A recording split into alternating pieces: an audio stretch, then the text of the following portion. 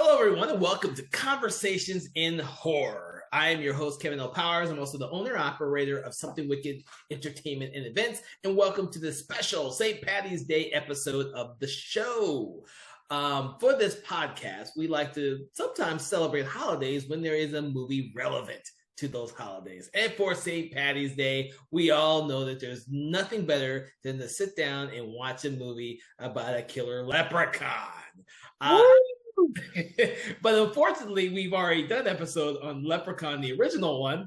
So you're in store for a podcast on Leprechaun 3. And to talk about Leprechaun 3 today with me on this glorious St. Patty's Day is Dave Watkins. Thank you for joining us, Dave.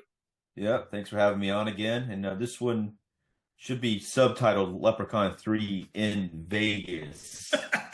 Yes. In Las Vegas. But then you're just going to call it Leprechaun 3. That's it. But I think for most people, if you're trying to figure out which one it is, it's the one that takes place in Vegas. That's what's unique about this particular one. Yes, the infamous Leprechaun series. And if you've been following us, you know that for this St. Patty's Day, we're releasing episodes for Leprechaun 2 and 3, but you are listening to Leprechaun 3's podcast right now. If you want to listen to the second one, you'll have to go back and go find that one. But for now, we're going to start our kind of take on everything we love, loathe, and just plain are confused about Leprechaun 3. And there is a lot. So it confuses you. Well, I'll bring some insight to it. It all makes sense. It's confusing because anyone who actually has bothered to follow this franchise will know that the rules for the Leprechaun change in every film. And it's just so funny that in this film, the characters get a lot of their information from a CD-ROM. It's hilarious. Like that is like so damn funny. So he goes, it's in a pawn shop, and some guy comes in with this big leprechaun statue to begin with, and he's missing an arm and a leg, and he's got an eye patch. Apparently the leprechaun's been messing him up, is what it seems like. But he drops off this statue. So at the end of the second one, which has nothing to do with this one, that leprechaun is blown up. And so, but he's a different. That's what we're talking about on the other one. He must be a different leprechaun, but also played by Warwick Davis. Which Warwick Davis does a terrific job. But so eventually, the pawn shop owner gets bitten by the leprechaun. He has a medallion around the statue, and once he takes the medallion off, the leprechaun comes to life and attacks him. And after that, he goes and gets the CD-ROM that he just happens to have in his drawer. He happens to tells have him all the rules of this particular leprechaun, because the other movies had different rules. But luckily, he has the right CD-ROM that has the rules for this film. Yes. Which I do have the rules written down. I'll go over them in a minute. All right, give me a second before you go over the rules, because essentially this movie takes place in exactly two locations. The casino, which is the Lucky Shamrock Casino, and it's a great name for the casino for this movie. And this pawn shop. So throughout the whole movie, there's just these two locations, and the characters keep going back and forth, back and forth, back and forth. Yeah. Now there's a little bit of there's a car exterior scene earlier on. Is that all? I mean, really though, the thing about a Vegas hotel, even though it's one location, it's like there's a lot of rooms in it. So you see like hotel rooms, and you see like different rooms. So it's kind of cool, and you get to see some Vegas exterior stuff too. You ready for these rules? Yes. Tell us the rules. So these are very important for this film. So the first thing it says, it's like, and it's all like when it's like CD-ROM, and he puts it in. If anyone's familiar with like Windows 95, like that's kind of what it looks like. And it says that he comes up and it's like a leprechaun. He's like, magical elves have become obsessed with gold. And that's what leprechauns are. They're magical elves. They have become obsessed with gold. And he says the power is tied to the gold, which will use, and it will use all of its magic to protect it. And this is really important when potatoes are his favorite meal. But all this plays into the plot. So then wishes, if a mortal gets hold of the leprechaun's gold, they are given one wish. And the last one, which this seems a little random, but it does come into play. The leprechauns are very territorial and can't tolerate another leprechaun crossing into his boundaries. Now, all these rules do apply for this film, and I guess this was the means to make the audience aware of what's going to eventually come and to make it make sense, because without these rules, a lot of the film doesn't really make much sense. Yeah, one thing about one of the CD-ROMs playing, this shop owner lives a lot longer in this film than you'd expect him to live. He's actually fights him pretty good for a while, but while he's fighting him and going in different parts of the pawn shop and getting different weapons, it keeps cutting back to the computer. So it's not like all at one time, like an information dump. It shows a little bit more stuff and then another rule. And then later on, the main character comes in there and he actually sees the recap of the CD-ROM. He's like, just to recap, here are the rules again. Yeah.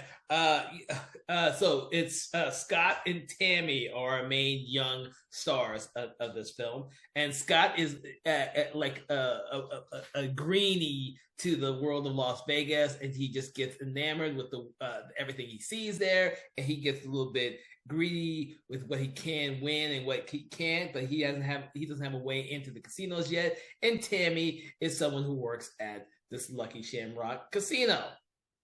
And fortunately for almost forgot his name, Scott, Tammy's car dies on her, and he knows a lot about cars, but more importantly, he becomes her ride to work.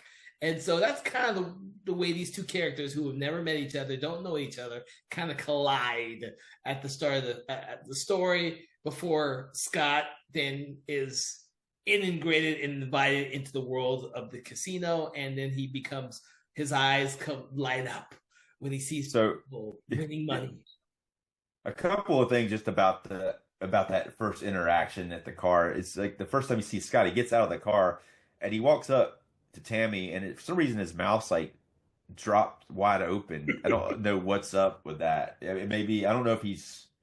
I don't know. I mean, she's not like later on. She's dressed in some kind of skimpy clothing, and here she's just dressed in regular clothes, and she doesn't. I mean, she's cute, but she's not like a drop dead gorgeous like when he's never seen a girl before. I don't know what that drop mouth thing was about. I noticed that too. This I was like, she just seems to be a normal girl who has a car problem, buddy.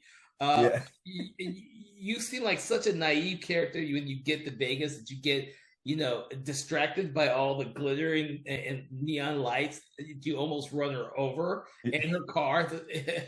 Right.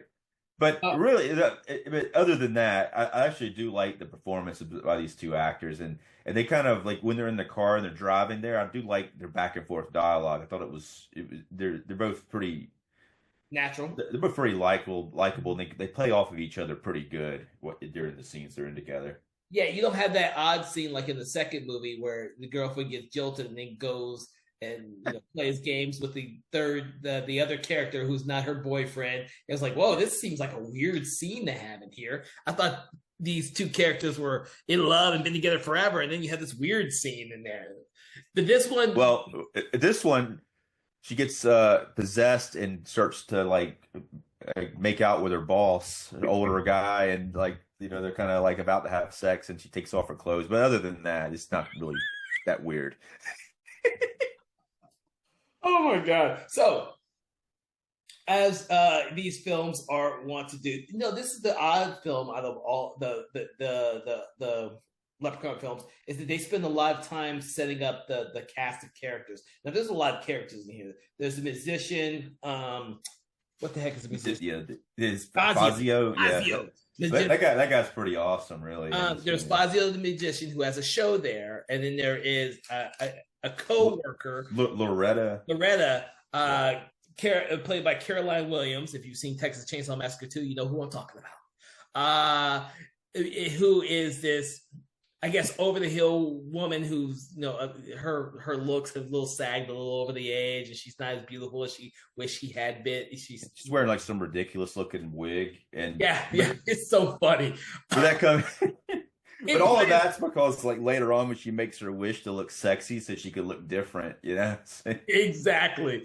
And then of course there's these loan sharks who Mitch, who is the owner of the casino, there's a loan shark and his bodyguard who really is not a very good bodyguard who play into the plot that Mitch owes them money. And of course, Mitch has his own thing with all the characters because he's the owner of the casino, and he, you know, the thing is he wants everyone to be in on the scam because Loretta, who is at the roulette table, is on the scam to cheat people out of the money. That's what they do in Vegas. I think that's how it really goes down. And then of course, Mitch owns a casino, yet he still owes money to a loan shark who is about to beat him up. It's so. Yeah, there's something really weird about that whole dynamic because these two guys are going to beat him up or want money from him, but at the same time, they seem to be working at the casino too.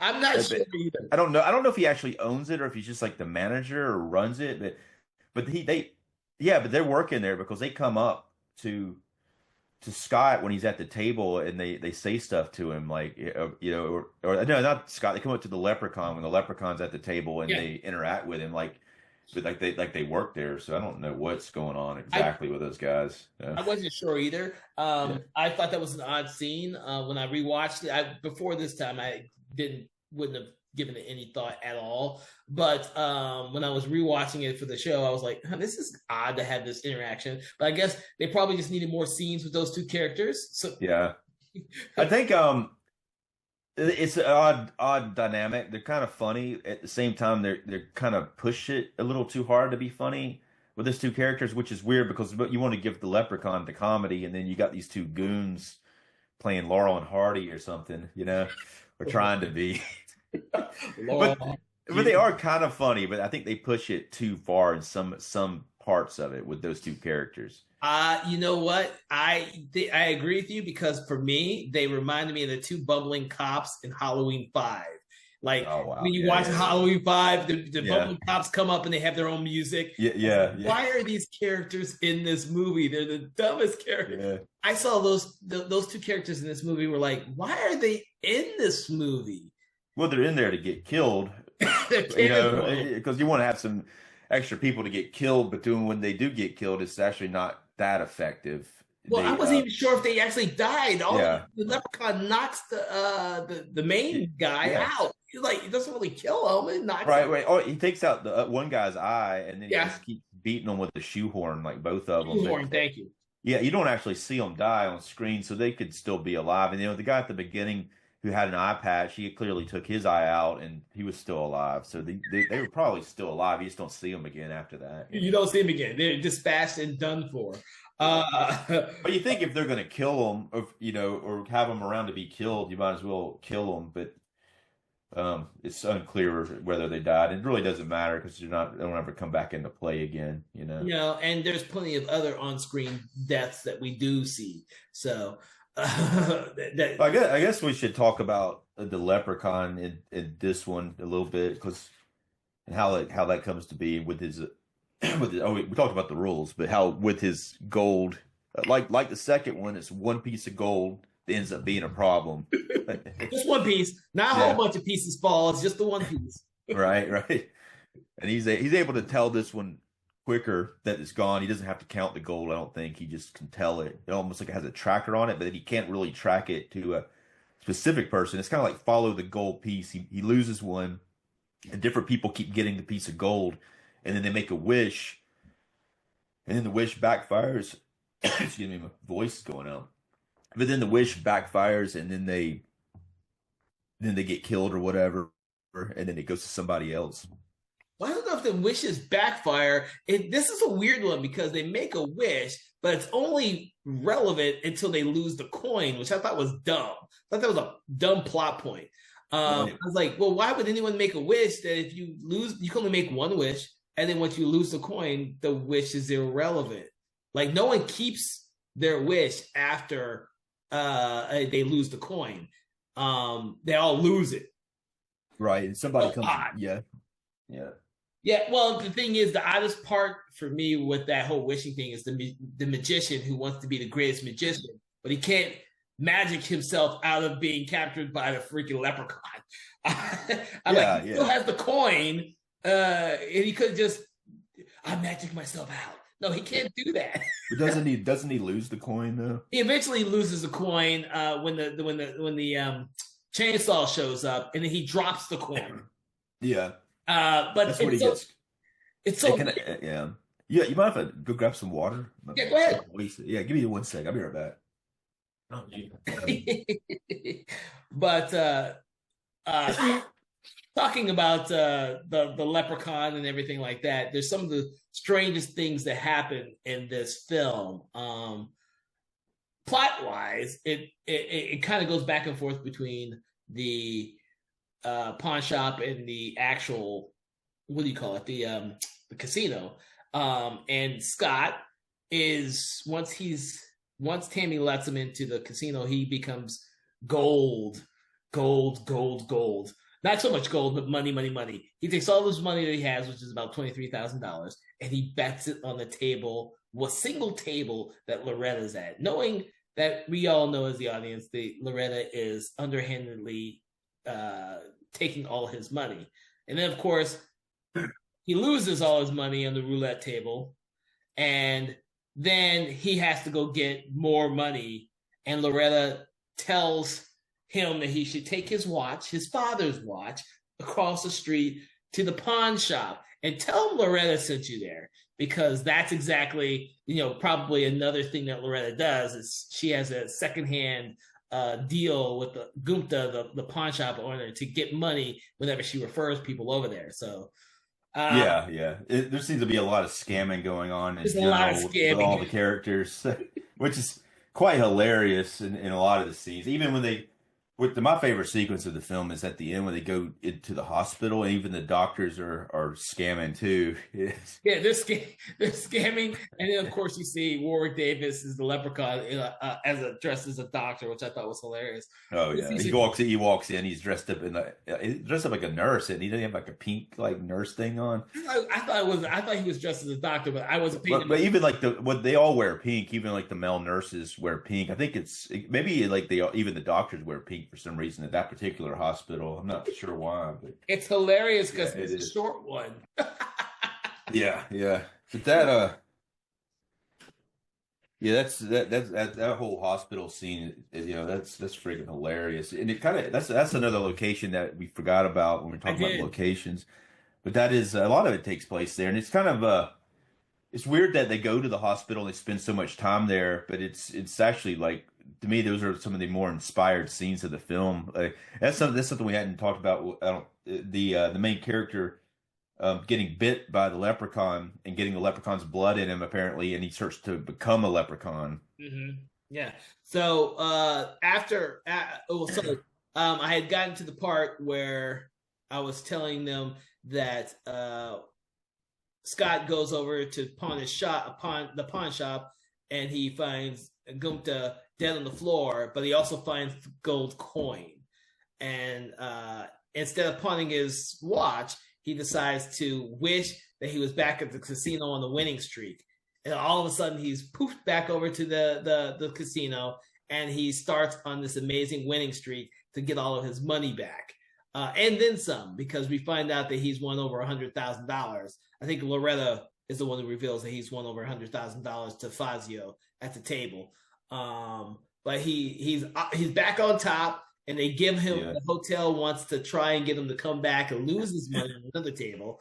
But they give him a room. He goes up to the room, and of course this starts the craziness with the coin flip-flopping between all the characters throughout the entire movie. Because Fazio breaks in after learning all the information from Loretta. He breaks in trying to steal the money, but ends up only getting the coin. So Scott loses the coin, but the leprechaun then comes in, and that's where, of course, we get to where they have a tussle, and Scott gets bitten, and he stabs the leprechaun in the forehead, and that blood oozes over the wound. And then we come to one of the rules that we were discussing at the earlier topic show. Yeah, he can't tolerate another leprechaun, but it's kind of a cool I like the way that the actor does this when he starts to turn into a leprechaun. He does a very good Irish accent, and it's pretty hilarious, really. And at first it's like kind of a little off-putting, but then the more he starts to look like a leprechaun, the more the better it is. Mm-hmm. I mean, uh, one, when he starts to really get into the leprechaun, Scott starts really developing his leprechaun abilities. The scene where he's back down at the restaurant in the casino, having the myriad of potato meals all together, because as one of the rules, they love the potatoes. Yeah. There's no reason for that rule to even Yeah. exist. It's just a funny little. It's kind of like the first movie where if you throw the freaking shoes at the leprechaun, he has to stop to shine them. It's one of those rules that just seems really stupid but funny at the same time. Right, right, and it is like it is funny when he's eating all those potatoes too, because yeah. But it's like I think the thing's cool though about the film, even though it's interesting because the coin goes from one person to the next, and when the leprechaun catches up with the person, he could let him go. Most of the time, he really tortures them, or he seems overly cruel and really obsessed with the vengeance. Sometimes instead of getting the coin, which he could do, he decides to stay around just to kill the person. The Mm-hmm. and what's interesting was like that the Mitch character who owns the casino, his wish is that he wants to be because he can't quite get Tammy. They, I don't know if we mentioned this before, but Tammy's also the magician's assistant. That's her job at the casino, but he's got a kind of a crush on her, and she's kind of not like she's not liking his advances, and she's kind of a strong. She is a strong woman character in a way because she's like basically saying you're old and you're gross. I don't, even though you're rich, I don't want to be involved with you. And but he wishes that she was, and then she all of a sudden is, and the way the actress does that, it's like really goofy what she does with that, but it kind of works. But it's just really like she acts completely different. I don't know what even's going on there with that exactly. Yeah, you can't tell if that's how the wish is Mitch's interpretation of a woman that he wants, or it's part of her Tammy's like, oh, this is how she really would act to someone like Scott if they were really involved. Like, Right, yeah, because she like beats slaps him up Mitch on the elevator. around. Yeah, yeah. It's a very odd thing, Mitch just wants to get with Tammy, but he's not really expecting all these different things about her when he does get her. Yeah, yeah, and then like eventually, unfortunately, right when she's about to take her top off, like the coin gets stolen by Loretta, and then she snaps back in, and she like kicks Mitch in the nuts, which then he fires her after that. It's like, Yeah, which is this is the start of this whole. Like I said, this is the weirdest thing about the film, but it's also the thing that pushes the plot forward. Is that the coin just flip flops between the characters back and forth, back and forth. This isn't the first time that Loretta gets the coin, but this is the time where she's realized the magic behind the coin, and so she steals it back from Mitch. Now she realizes what it can do. yeah, then and then when he kills her, it's like a Botox thing. Like he makes her lips get really big, and then her ass get really big, and it just starts growing. It looks it's like some body horror stuff going on, which is eventually I think she eventually explodes from it. Yeah. Yeah, she explodes. She gets herself stuck in between the door, but she's still expanding so much Right. that she explodes. Yeah, yeah. So that's and it's actually kind of fun when this stuff starts happening in this film, and it doesn't start to happen pretty far into it, but when that stuff starts happening, it's pretty fun. Some of the special effects and the way that he's killing some of the people. Well, I think that's also because this movie spent so much time setting up all these different characters.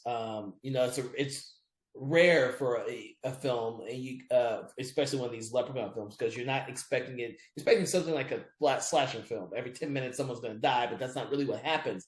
Gupta, the pawn shop owner, doesn't die really fast. We have several scenes with him before he Yeah. actually dies, and then we have most of the movie before all the other characters die. But when they do die, it's very fast. There's very fast succession between one and the next.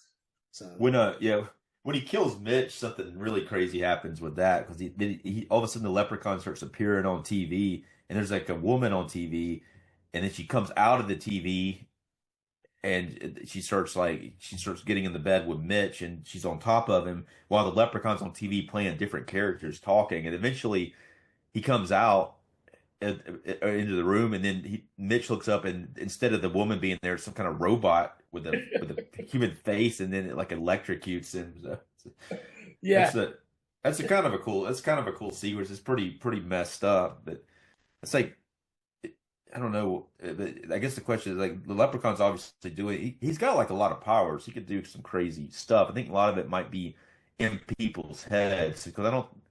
Obviously, clearly the woman wasn't there, but was the robot version that electrocutes him had to have been there because it kills him, I guess. I don't know. yeah, the robot. Yeah, because remember, you know what? I can't remember if when um Scott and Tammy break in, if It's no, the robot's it's there. not there anymore. Yeah, It's okay, it's not there. yeah, So, no, maybe it wasn't ever there.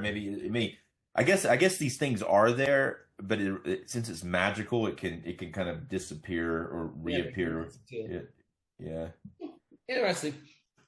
But of course, that's the thing about these characters. Because these characters, once they hook up again, Scott and Tammy, they're kind of like inseparable for most of the rest of the film. After he saves her from Mitch, so after Mitch first fires Tammy, Tammy then leaves, and then of course she's crying. She's got fired. He tried to molest her, and then she comes up with Scott again, who then wants to help her, and then by that time they're no longer separable for most of the movie. You know, yeah, yeah. um, She kind of changes because before that she kind of was couldn't care that much about it. She seemed like she liked him okay, but it was just kind of like he's underage and she's over. He was too young to get into the casino, and she's a little bit older than him, but she's kind of like okay, kid, sort of thing. But from there, she seems to really like him from then until the end because he's going to take up for her.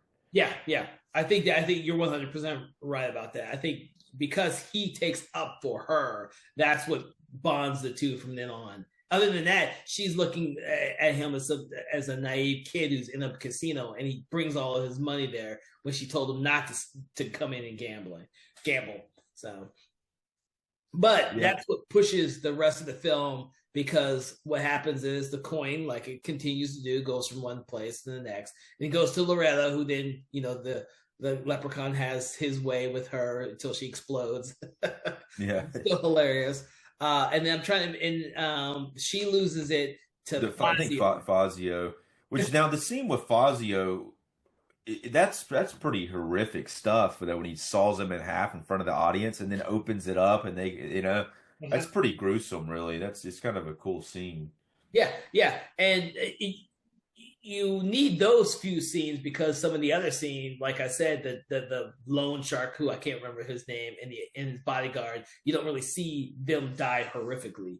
But But even they yeah, also even like do yeah, yeah, because yeah, they never get the coin; they just happen right. to be there. When he kills the pawn shop owner, it's pretty weak though. I mean, the guy's like fights him for a long time, and when he finally gets him, all he does is he strangles him with a phone cord, and that's what kills him.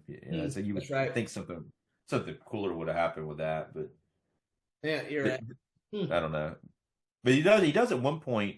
There's like a Cupid statue, and he moves it. He can levitate things. He moves the Cupid statue and makes it shoot an arrow into the guy's arm, which was just kind of a cool little beat there.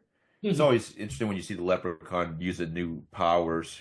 I guess, but at the same time, it's like new powers, but it's like or the script writers just like just coming off of whatever, even though if it doesn't make any sense compared to what's already been established. Or like they might have an idea, um, shoot him with an arrow or something. I don't think the writers were thinking that hard in terms of the leprechaun's power. They kind of said he has lots of powers and he can kind of do whatever he wants, and it all will fall into place. We just need to set up these general rules that are going to play out in the film. I wrote down like one of the Leprechaun's quotes here. At one point, I think the main character tries to use the coin against him, like he Mhm. wishes against the Leprechaun, and the Leprechaun does this rhyme. He's like, don't you remember the charm a leprechaun's gold can do him no harm? for pulling this trick, I'll chop off your dick. And then he takes like an axe and tries to chop him, you know. But that's funny how that was one of the few ones that rhymed, that the Leprechaun rhymes, that I was actually kind of laughed about it because it's so ridiculous. Yeah, well, so now you bring up our other big role, which is the fact that you have Scott slowly turning into a leprechaun based on his infectious bite, and of course the leprechaun, and now their paths have crossed, and as two leprechauns, they don't really like being in the same territory. Yeah.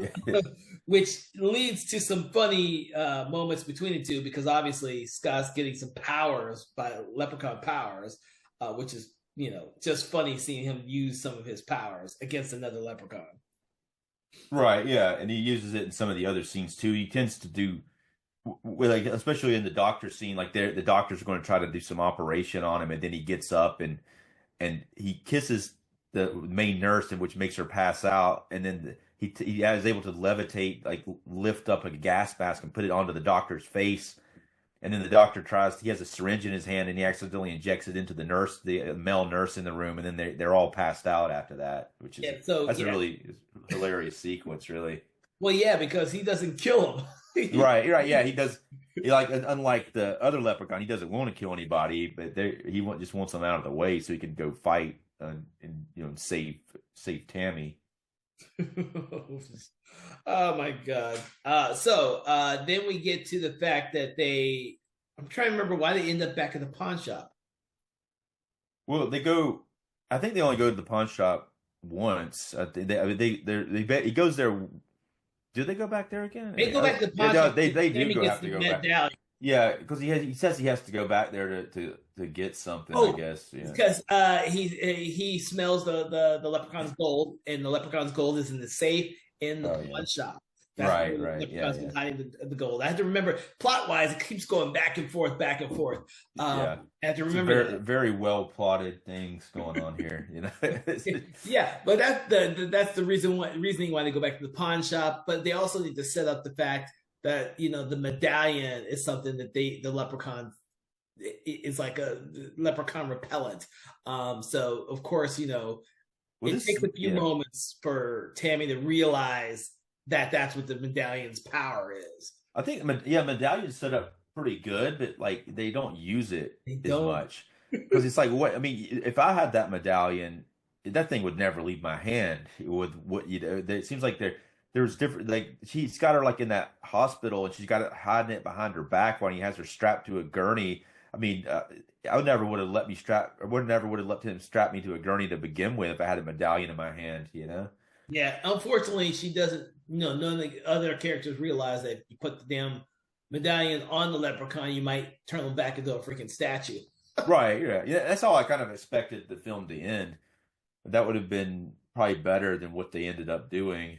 But I guess it kind of would have been a little anticlimactic because I guess they find that, and that's one of the rules from the computer, that it says the power's in the gold. So we have to destroy the gold, but how do you destroy gold exactly? I mean, they do it pretty easily in the film, but if you think about it, if you melt gold, it's just going to melt. It's still going to be gold, Yes, I know. I thought about the same thing. I was like, oh yeah, that was the plot in this one. So our magician, Fazio, yeah. His big trick is to use fire in his show. And then after, of course, he dies by getting cut in half with a chainsaw. Scott ends up picking up this flamethrower, which I think is hilarious but fun to watch nevertheless. And of course, he wants to kill the leprechaun with it first, but then I think it's Tammy that realizes you have to destroy the gold. She's like, I saw the CD-ROM video. Oh, Jesus. And so he puts the flamethrower on the gold for like 2 seconds, and the gold disappears. Yeah. I don't think gold's gonna get destroyed that fast, but okay, I'm gonna go with it because it's a movie. I kind of feel like they're like, here we are, we're almost to an hour and a half. We got to end this thing. Oh my god, it does feel like that though. It does. Yeah. It feels like they needed to come up with an ending. And so we're just gonna pick up this flamethrower and put it on the gold, and that's going to be the end of the Leprechaun for this movie. Yeah, You kind of do wonder, what the notes were for the first draft of the script versus the shooting script, because that just seems very anticlimactic to me. Like you say, the medallion could have been a much more interesting way to deal I with mean, Leprechaun. you put him back in a statue form, and then the last scene he's like in a museum or something, you know. So it's yeah, In a museum, or they drop him down in the freaking a deep bottomless water pit, like in Creep Show with the right, yeah, great, yeah. and then you never see him again. Well, that medallion might come off though if he was in water. You want to put him somewhere because where it couldn't come off of him. Well, that's the funny thing that starts the whole movie. The freaking Lucky, the guy who brings it to the pawn shop says, "Don't take it off, don't take it off." But he only takes $40 for the statue Yeah, for gas. yeah. It's one of those weird things in the movie that you can't think too hardly about because the movie is kind of ridiculous to begin with. But the movie is I think it's a lot of fun though, really. Even though if it is like you're saying, it is ridiculous. If you're, it might hurt your brain if you try to make sense out of it. But if you kind of just go with what's happening, it's pretty fun. And I do like some of the performances. I do like the way that when Scott starts becoming a leprechaun. I like the way that he acts. And of course, I even like the actress playing Tammy. I thought she was great.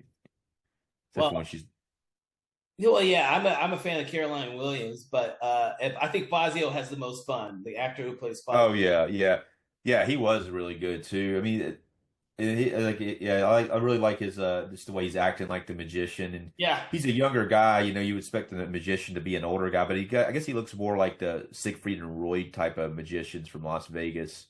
almost definitely. Yeah, so that's kind of what they were going for, and he acts all like he acts a little over the top on purpose, which is hilarious. Yes, but there's a far cry from his first performance where he's doing the little dance backwards and nobody in the audience is paying any attention whatsoever to his performance. And of course, it doesn't go right. Right, yeah. Versus his performance where he's the greatest magician ever with his flamethrower act already and waiting to go until, of course, the leprechaun shows up. He's more confident. There's people in the audience. It's a much different atmosphere. But the actor does a really good job with both different versions of the show. Yeah, yeah.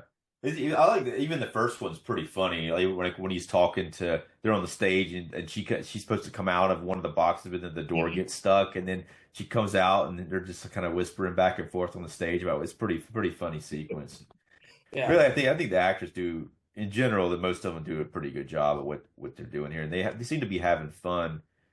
And the script is fun, really. Like if you think about what's happening, and they kind of do get a pretty decent flavor of Vegas in there. They have some B-roll of Vegas. They even have a scene with Elvis and the Leprechaun oh out in the yes, strip. Yeah, I love that scene. I yeah, had forgotten that scene was in the movie where the Leprechaun Warwick Davis comes up to a Elvis impersonator and he tries to impersonate Elvis himself. Jeez. right, yeah. That's and and like just Vegas kind of lends itself to a degree that's a lot of the themes of the Leprechaun movies. It's almost always the main theme of the films. Yes, but then again, at the very end of this film, Tammy has the coin, and she says she has everything she needs right there with Mr. Scott. And when she does, she tosses that coin away. Yeah, and that was extremely cheesy, by the way. Of course it is. It was cheesy in the second movie. It's cheesy in the third movie. But that was but it's like I mean, they don't do the kiss in this one like they do in the second one. But then after that, he kind of does like the actor felt real comfortable doing this. They had like that line from Casablanca. He's like, "Oh, this looks like the beginning of a beautiful like friendship or something like that," and you could tell the actor like who if someone just threw that line at him and they're like, "Say that like Humphrey Bogart," you know. They threw it on the set trying to improv that scene. Oh, I know this great line we can add in there. Just say it. And the actor's like, what? Yeah, I never seen that movie. What Casablanca? What is it now? They just say the line like, "Hey, sweetheart," you know. Oh It's the my beginning of a god. beautiful relationship or friendship. And Uh, that last scene actually seems a little tacked on. It almost and it's weird because she doesn't bring the medallion with her. She only has the coin, and she doesn't have her she had like most of the movie. She's got this kind of leotard thing on, like, but she has a coat that she wears over yeah. it that she leaves. Like, why would she leave that and walk outside wearing this skimpy outfit when she seems most of the other time when she's not doing a show, she puts the coat on, you Mhm. know? But it almost seems like something happened with that scene, whether it was shot outside of continuity at the beginning before they shot the other stuff, or it was added later and they had to kind of they're like, we don't have an end scene. We're going to need something here for that. It just seems it doesn't seem to work that good Mm. to me anyway. Well, I don't have my figures in front of me to look at the dates between the third and fourth movie. It's a year. So this came out in 1995. The other one came out in 1994. Now part four. Oh, Uh, part four? yeah, Oh, yeah. not because I remember the first three being like one after the other, but I can't remember when the fourth one ever came out. Or it because, like I said, when they did part two, they were already working on part three, but I don't know if that was the same with part four because part four's script, if I'm not mistaken, was a different film that they incorporated as a Leprechaun movie. Yeah, I think you're right about that because that one seemed like an alien ripoff, and it was just like we have an alien script. So part four was 1996, so it was the next year. They popped that thing out pretty quick. Okay. They really did it with all of them though, because all three of them they just knocked Jeez. them out. It kind of shows a little bit too, but at least they were doing something. What one thing I don't think we mentioned, production wise, this was directed by Brian Trechard Smith, and Mhm. he directed Night of the Demons 2, which is probably the best Night of the Demons film, like the most polished. The first one's probably the better one, but that one's the most polished one out of them. And then Dead End Drive-In, and of course Leprechaun 4. Yeah. I still have to see Dead End Driving. I still have not seen that. It's been on my list for years. Yeah, I've got an Arrow Video Blu-ray. I also got a new 4K release of it from Umbrella Entertainment, the Australian company. But I got the 4K. I haven't watched the 4K yet, but it's a pretty good movie. It's a kind of dystopian future type of movie. Yeah, I recently read about it in one of my books, and I was like, "Really? Is that what that movie is? Oh, I want to Yeah, see that now." It just seemed like a cheesy yeah, horror movie, so I was like, "I don't want to see that," and I never did. right. It's pretty good. And that I hadn't watched, like I said, that 4K version has an uncut version, so it probably has some cooler scenes that weren't in the other one that may have been cut for.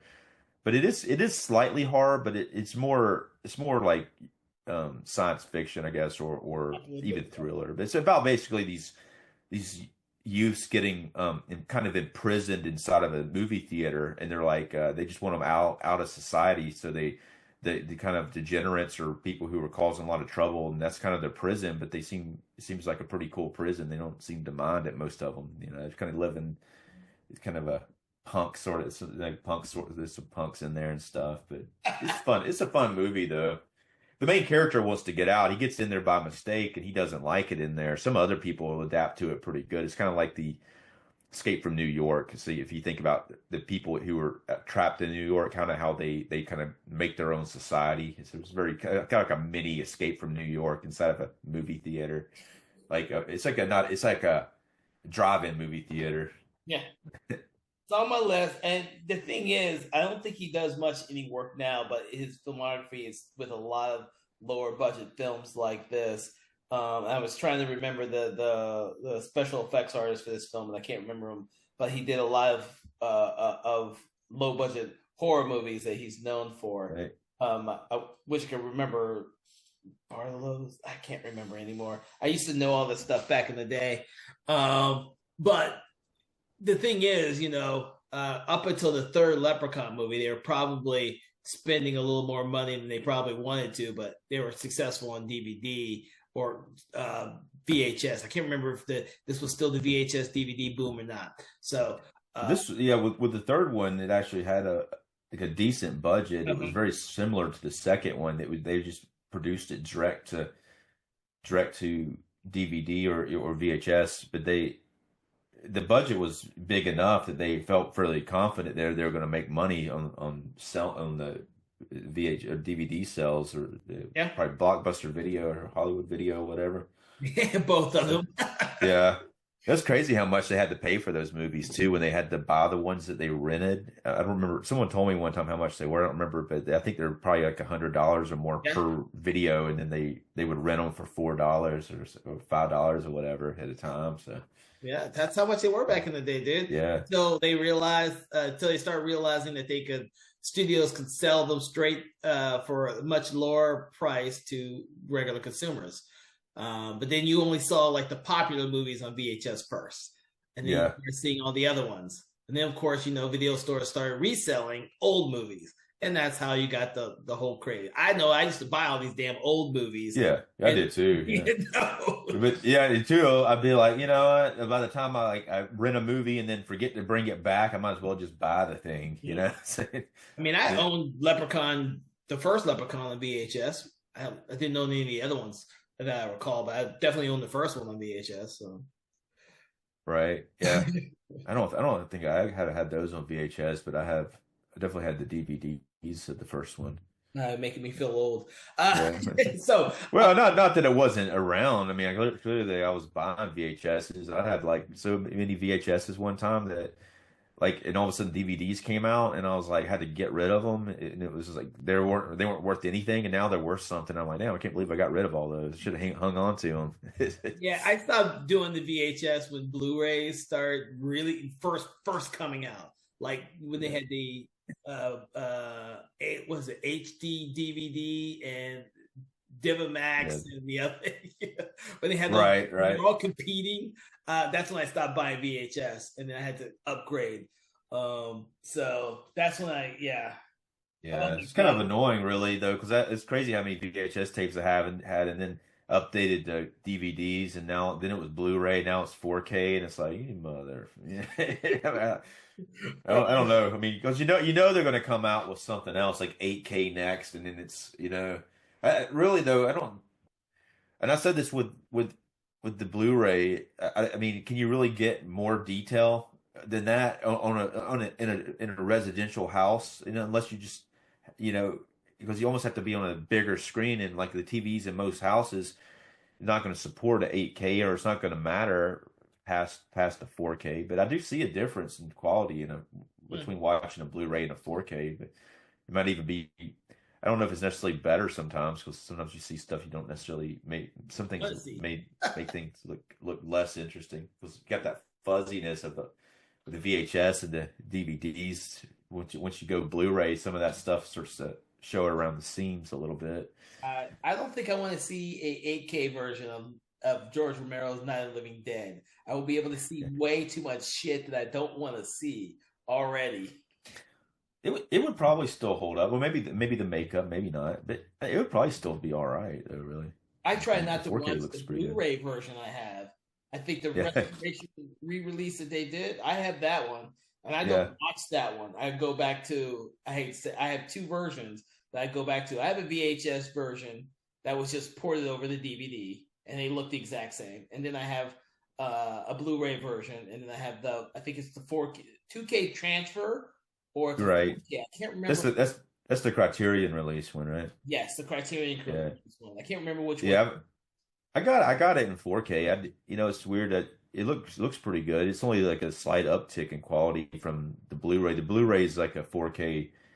I think it's a 4K transfer to Blu-ray. Yeah, it looks good though. Yeah, it looks too clean. Yeah, I want my shit. Night of the Dead needs to be grainy. Realism. It's too clean. Right, and some of these companies actually don't remove the grain, because they a lot of times Shout Factory won't do it. Some people really don't like seeing the grain. And other people don't want it cleaned up, because once you start cleaning it up, you do lose detail. It takes away detail from other parts of the film. So, but really, they say that grain though is from the generation of the film. Like the original screening of Night of the Living Dead, there's probably no grain in there, very little. And then over time, the film degenerated to where it was grainy. And so so in a way, when they clean it up, it's probably closer to the way it originally looked. But everyone's so used to seeing the grain that sometimes in Halloween or Night of the Living Dead, sometimes they want it to be in there. Well, Leprechaun 3 is not a film that needs the grain. I didn't see a lot of grain in it when I was watching it on Blu-ray, but I'm sure it doesn't need a 4K or an 8K transfer. There's probably one coming eventually. They did one for Tremors too, so I don't know. Well, I think Tremors 2 was the last one that went theatrical though. After that, I think they all went straight to DVD. It's a pretty impressive release, really, the 4K transfer from the Arrow video of that. But I mean, I would think at least they would do a Leprechaun 2 in that way, since that one was shot. I don't know what this one was shot on. It was probably still shot on film anyway. Even if it was released direct to DVD, they probably still shot it on film. Yeah. But, All right, so any last words about Leprechaun 3 for our St. Patty's Day celebration? I will say that you don't see a lot of St. Patty's Day stuff in this one, even though it is Leprechaun. It's not like unlike the second one, it doesn't take place on St. Patrick's Day. Mm. Yeah, you know what? I couldn't tell if it did or either. I was like, okay, so it's just a random day. But it is a nice touch having the casino that they work at called was it Lucky Shamrock? That was a nice touch for the film. It adds ambiance to this film about leprechauns. Well, I had no further words to say about Leprechaun 3. I'm surprised I had as many words as I did for Leprechaun 3 and Leprechaun 2 for that matter. So what are you going to rate this? For everyone out there, we usually rate our films from 1 star to 5 stars, depending on 1 star if we think it's bad, or 5 stars if we think it is good. What is your rating for this film? Now, this is going to be probably higher than this film deserves, but I'm going to give it a 3-star rating. Okay. Just because I think it's a lot of fun. It's really ridiculous, but I think to me it's one of the better of the Leprechaun sequels. It's probably the best Leprechaun sequel. I think this is the first one that really embraces the lunacy of the comedy. The second one plays it a little. It's still kind of comedy, but it plays it a little straighter than this one. This one just goes bonkers, especially like with the other guy turning into a leprechaun, and then the whole like I would say from about midway through the film until the end, once the wishes start happening, it's just it's a lot of fun with all that. Okay. I'm gonna still give this movie a 2. But I will agree with Dave on this. This is the film I believe where they found their tone right, because this movie is a lot of fun from beginning to end, and it does have Caroline Williams in it, so there's a couple extra points there. But I don't really like the way that she dies by just blowing up. I thought that was kind of crazy. But the thing is, the Leprechaun movies are ridiculous. They are ridiculous and they're silly, but this is the first one that truly embraces it. And the ideal that it's kind of wish fulfillment. You get a wish, and of course it backfires on you because the Leprechaun does something to make it backfire on you. That's not in the other films. I think that's right. I think this is where it really, when you go in to watch a movie that's called Leprechaun with Warwick Davis as the star character, you know exactly what you're in for when you watch this one. The first one did try to be a little serious. It was darker, but not nearly as serious as Leprechaun Origins. That one played it straight all the way through. I think the first one, this one's like the tone, like I say, is really goofy, but the first one works too. Because the Leprechaun can be scary. I don't know if anybody would actually consider it scary, but the fact that the character's so powerful that a lot of people don't realize that. They just think it's goofy, but that he has a lot of powers, and it's really hard to kill him. In most of the movies, he has one thing that will kill him that the main characters have to find out about. But before that happens, like really, it would be, he's pretty much unstoppable, and he can regenerate typically. Yeah. Well, my thing with the first movie always is the fact that there were some really dumb things I didn't care for. Him riding on the tricycle, him doing the whole thing about shining the shoes. There's certain things in there I just didn't care for the first film. With this film, when the rules are explained by CD-ROM, I kind of laugh because the animation for the CD-ROM is also hilarious. Like Yeah, they yeah. already know it's a ridiculous concept, and they know it's a really the people making this know it's a ridiculous concept, and they don't care. They're making a movie about it anyways. And so I agree with you that they're having a lot of fun when they do this movie. The second movie, they tried a lot to kind of make all make everything work and fit, and everybody gets their comeuppance. So, but they're not flawless movies in the slightest bit. If you've listened to our podcast on Leprechaun, Leprechaun 2, and now Leprechaun 3, you know that these movies have some issues. They have some problems, but you're going to get a lot of fun from watching them if you could take the time to actually step into the world of ridiculousness that Warwick Davis has crafted with this character, the Leprechaun, from film to film. Now, these leprechauns aren't all the same leprechauns. We all know that now, but they're all played by the same actor. So it's fun. It's stupid fun. So, with that, I want to thank you, Dave, for joining us on this conversation of horror for St. Patty's Day, as we talked about Leprechaun 3 in Las Vegas. Good times, for sure. Good times. We can always have good times on the show. For everyone else out there, I hope that you've had fun listening to our conversation on Leprechaun 3. Make sure to check out our conversation on Leprechaun, the first one from last year, and Leprechaun 2 from this year.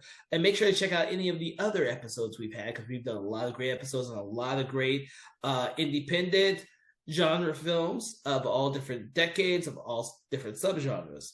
With that, make sure to like, subscribe, do that thing you do with the podcast that you love in order to make sure that you are never late to a new episode that comes out every Wednesday at 8 a.m. From all of us here at Something Wicked Entertainment, have a great day. Conversations in Horror is a Broken Lighthouse Pictures production, written, produced, and directed by Kevin L. Powers, executive producer Kelly A. Inoka. All contents and material from this episode of Conversations in Horror is copyright 2025 Broken Lighthouse Pictures.